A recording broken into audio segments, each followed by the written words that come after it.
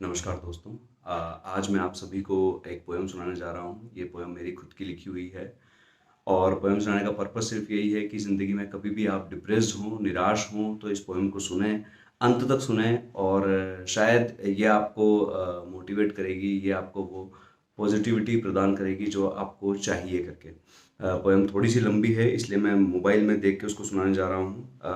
Please last तक सुनिएगा और चाहे पोएम अच्छी लगे बुरी लगे आप कमेंट सेक्शन में ज़रूर लिख के बताएं ये पोएम कैसी लगी है करके, ताकि मैं अपने प्रयासों को और बेहतर कर सकूं। तो पोएम शुरू करते हैं।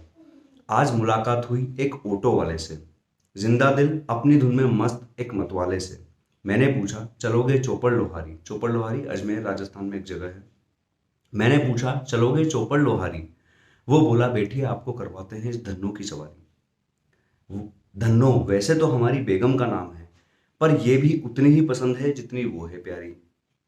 मैं बैठ तो गया पर दिखावे के लिए बोला, ऐसे तो मैं हर जगह कार से ही जाता हूँ पर आज गाड़ी खराब है। वो बोला साहब शुक्रिया अदा करो खुदा का कि धन्नो आपके साथ है। फिर से उसकी गरीबी को झकझोरते हुए मैंने बोला, इतनी महंगाई के जमाने में ये ऑटो तुम्हें क्या देता है। ऐसे जवाब की मैंने कतई उम्मीद नहीं की थी। मेरे लिए रोटी कभी नामुमकिन नहीं रही और चेहरे की मुस्कान देख के आपको क्या लगता है। अब चोट मेरे अहम पर थी। अ, मैंने एक और मुद्दा कुरेदा, पूछा तुम्हारा ठीक है पर तुम्हारे घर वालों का क्या। मेरे दो लड़के और दो लड़कियां हैं और एक है उनकी माँ। बस मैंने मौके का फायदा उठाया, कहकाते हुए बोला इंडिया की यही समस्या है, आधी क्रिकेट टीम तो एक घर में ही बसी है। और जवाब के साथ वो भी तैयार था। बोला सबके चेहरे पर मेरी ही तरह एक मुस्कान सजी है और खुदा कसम वो मुस्कान आपकी तरह बनावटी बिल्कुल नहीं है। अब तो जंग छिड़ चुकी थी, इज्जत का सवाल था। मैं सुख सुविधाएं गिनाने से कतरा भी नहीं चूका। मैं बोला रसोई सुनी लगती है अगर रसोई में फ्रिज नहीं। तुरंत उत्तर, बासी खाने की आदत आपको होगी हमें नहीं। फिर से प्रयास, कपड़ों की धुलाई के लिए वॉशिंग मशीन तो चाहिए ही चाहिए। करारा जवाब, साहब चमक कपड़ों में नहीं चेहरे पर होनी चाहिए। अब तो मैं दिखावे पर उतर आया था। घर में एसी ना हो तो चैन की नींद कहाँ आती है। एक बार खुले आसमान में तारों के नीचे सोकर देखिए। नाम बदल देना अगर आपकी चैन की नींद की परिभाषा नहीं बदल जाती है। अब तो जंग दोनों ओर थी। रहने के लिए छत की भी जरूरत होती है, घर भी है तुम्हारे पास या वो भी नहीं। जवाब हमेशा की तरह लाजवाब था, हंसते खेलते परिवार के साथ तो झोपड़ी भी जन्नत होती है, फिर घर की किसको पड़ी। मैं बस इसी कोशिश में था कि किसी भी एक भौतिक सुख सुविधा का मेरी जिंदगी को अच्छा और आरामदायक बनाने में कोई हाथ निकल जाए। पर हर बार एक से एक खूबसूरत वितर्क कि कैसे बिना किसी सुख सुविधा के भी जिंदगी को हंसते हुए बिताया जाए।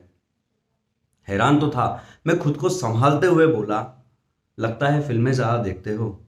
बच्चों की पढ़ाई तो जरूरी है या उसकी भी कोई अहमियत नहीं। अब की बार वो चुप था। शायद उधर भी एक चोट लगी थी। इधर धन्नो अपनी मंजिल को छूने जा रही थी, उधर जीत की फसल मेरे दिलो दिमाग पे लहला रही थी। कुछ देर बाद वो बोला, सरकारी स्कूल में पढ़ाई लगभग निशुल्क ही हो जाती है और उसके बाद भी अगर लगन है बच्चे में पढ़ने की तो कुछ संस्थाएं मदद को आगे आती हैं जो कि एनजीओ कहलाती हैं। ऑटो से उतरकर मैंने अपने पैंट के जेब खींचे। दिमाग में बस यही था कि पैसे बचाना तो कोई इन गरीबों से सीखे। अचानक, लेकिन साहब सच बताऊं, पैसे गिनते हुए वो बोलने लगा, साहब पढ़ाई लिखाई को मैं ज्यादा नहीं मानता हूँ। नौकरी की तलाश में भटक रहे कई पढ़े लिखों को मैं भी जानता हूँ। कुछ लोग समाज के डर से तो कुछ अपने बाप के दम पे नाम की नौकरी में घुट घुट कर मर रहे हैं और कुछ लोग मेरी तरह मुस्कुराते हुए इस धन्नों के साथ गुजर कर रहे हैं। मेरे शरीर से जैसे किसी ने खून की एक एक बूंद को सोख लिया था जब उसने बोला, sir myself Vishal, MA English from open university Kota. Auto चलाना तो हमारा खानदानी पेशा था, मैंने भी वो रीत आगे बढ़ाई है। पैसे से मैं कभी जीत नहीं पाया पर यह अमीरी मुझे आज तक हरा भी नहीं पाई है। मैं जैसे हारे हुए सिपाही की तरह शत विशत कुरुक्षेत्र में गिर पड़ा था। किसी तरह साहस जुटाकर मैंने पूछा कि जब कुछ नहीं करते हो अपनी सैलरी का तो फिर उसका करते क्या हो। सैलरी जैसा तो कुछ नहीं है साहब, बस जितना कमाता हूं उसका एक तिहाई जाता है मेरे मुस्कुराते परिवार को और एक तिहाई जाता है इस धन्नों की रफ्तार को और बाकी का एक तिहाई मैं अपना धैर्य खो चुका था और बाकी का एक तिहाई जाता है सर एक एनजीओ परिवार को, क्योंकि कुछ गरीब जो पढ़ने की लगन रखते हैं उन्हें शायद उसकी मुझसे ज्यादा दरकार हो और वैसे भी मैं नहीं चाहता कि अब किसी भी बदकिस्मत की गरीबी से तकरार हो, किसी और झटके के लिए मैं तैयार नहीं था। दिल छलनी था मेरा, पर उसके पास कोई हथियार नहीं था। मुझसे वो मेरी अमीरी छीन कर ले गया और बदले में मुझे जिंदगी का एक नया मायना दे गया। और बदले में मुझे जिंदगी का एक नया मायना दे गया। थैंक यू दोस्तों। आपको कैसी लगी ये पोयम मुझे ज़रूर बताइएगा।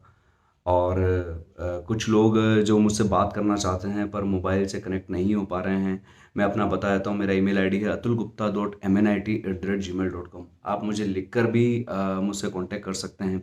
तो प्लीज़ दोस्तों, जैसी भी आपको पोयम लगी हो, अच्छी हो या बुरी हो, आप प्लीज़ मुझे या कमेंट सेक्शन में या फिर मेरे ईमेल आईडी पर मुझे लिख के बताइए, ताकि मैं और बेहतर कर सकूँ। और दोस्तों, please subscribe, please like, please share if you like it. Thank you.